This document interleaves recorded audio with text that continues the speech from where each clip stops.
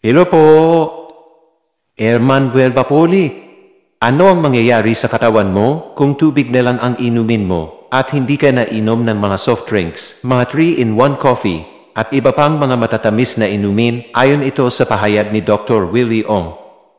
Una, kung ikaw ay may high blood pressure, maaari itong bumaba at maging normal. Pangalawa, maiiwasan mo ang pagkakaroon ng sakit sa bato dahil mafo-flush out lahat ng mga dumi sa iyong katawan. Pangatlo, bubuti na rin ang daloy ng dugo sa katawan.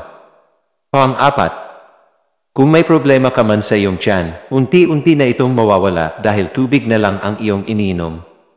Pang-lima, mababawasan din ito ang iyong stress level sa katawan.